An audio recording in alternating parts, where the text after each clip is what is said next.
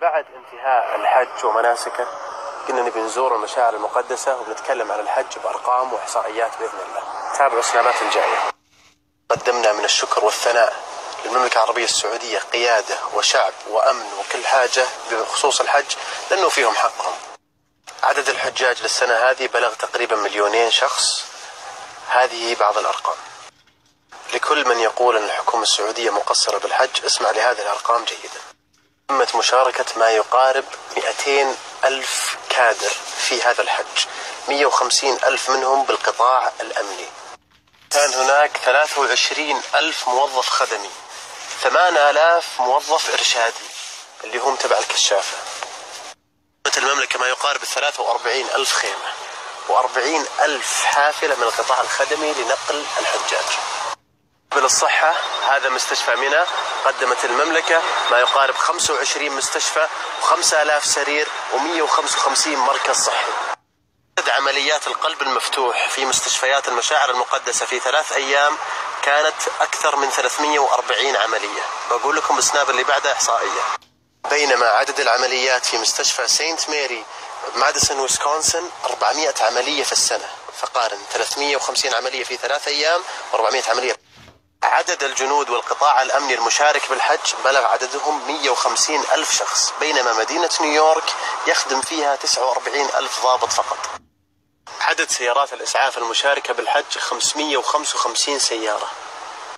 عدد الآليات المشاركة بالحج ما يقارب 3,800 آلية من سيارات ومعدات. مدينة نيويورك يخدمها ما يقارب 8 مروحيات وطائرات، بينما في الحج يسخر 18 طائرة ومروحية لعدد أيام قليلة. بشرح لكم الآن وش النفق هذا اللي مخفي تحت الأرض وين يودي. نفق يمتد إلى آخر المرحلة وما يدخله أي أحد. هذا النفق يؤدي إلى الجمرات، دور كامل في القبو مخصص للوفود ولكبار الشخصيات. كل من يدعي أن الوفود كانوا سبب في مزاحمة الحجاج ما صدق، وهذا دور خاص مخصص لهم يرمون بسياراتهم. هذا هو الدور ونمشي الآن فيه بسرعة 100 تقريبا لنا فترة ولم ينتهي. الجمرة بالسابق قبل عشرات السنين فضل جهود المملكة ولله الحمد هذه هي الجمرة الآن. الجمرة الحالية تتكون تقريبا من 4 أدوار، والسطح عرضها تقريبا 80 متر وطولها 950 متر. موضوع الجمرات من الداخل من الدور العادي سبحان من جمع الناس وفرقهم. المشروع لديه طاقة استيعابية أن يستوعب إلى 5 مليون حاج في الدور الأرضي، وفي فوقنا 4 أدوار وتحتنا دور القبو المخصص للوفود. خدمة الحاج شرف لنا جميعا، وإذا كان ملكنا وولي أمرنا يتشرف بأن يكون خادم الحرمين الشريفين فحنا كشعب نتشرف بأن نكون خدام للإسلام والمسلمين والحرمين الشريفين. هذه كانت لنا تجربة فريدة احنا والشباب ولله الحمد. مشينا من عرفات، من آخر عرفات إلين تقريبا وصلنا الجمرة. مجموع اللي مشيناه وصل 30 كيلو. بتكلم عن التجربة. شاهدنا العسكر في انتشار رهيب، شاهدنا مو بالقمائم وانتم كرامة، بل موظفين البلديات على انتشار رهيب، كل واحد معه كيس زبالة وانتم كرامة. مراكز الإسعاف، مراكز الشرطة، كل شيء. ناظروا الزبائن وانتم كرامة وانا اسولف معكم الآن، تقريبا كل 5 متر في زبالة. اجتماع القوات الخاصة، اجتماع الإرشاد لوزارة الحج، نقاط الضياع، دورات المياه في كل كم متر تلقاها. المواطنين المشاركين بالأعمال الخيرية، والله يا جماعة إن الحاج يستطيع أن يجي للسعودية ما معه ولا شيء ويرجع البلد معها فلوس. الأمثلة اللي شفناها تم توزيع ملايين قوارير المويه، ملايين الوجبات. الحاج يأخذ 5 وجبات ويطلع صنف واحد ويرمي الباقي. طيب حرام.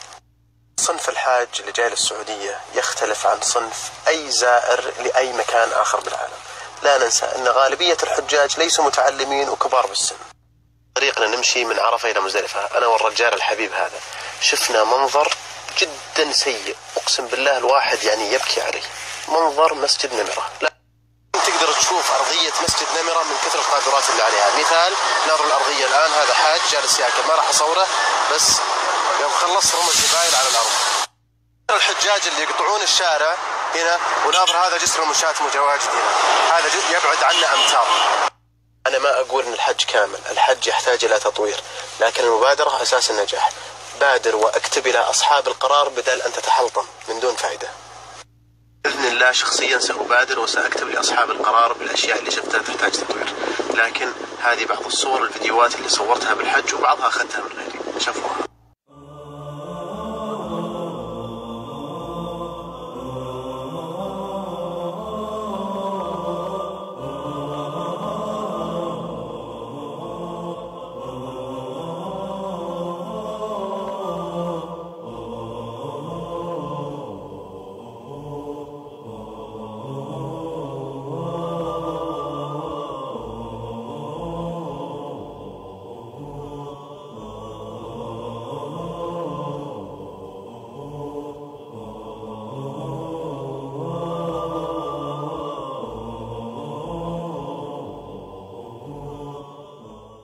الله سبحانه وتعالى الذي من علينا ومن على هذه البلاد ومن علي أنا وأنت بأن نكون مواطنين لهذه الدولة التي تخدم الإسلام والمسلمين، الحمد لله. شكرا لكم، معليش طولت عليكم اليوم سنابات، لكن الموضوع كان يستحق. إذا عجبتكم سنابات انشروها، وأسمح لكم تسيفون المقاطع وتنشرونها بوسائل التواصل.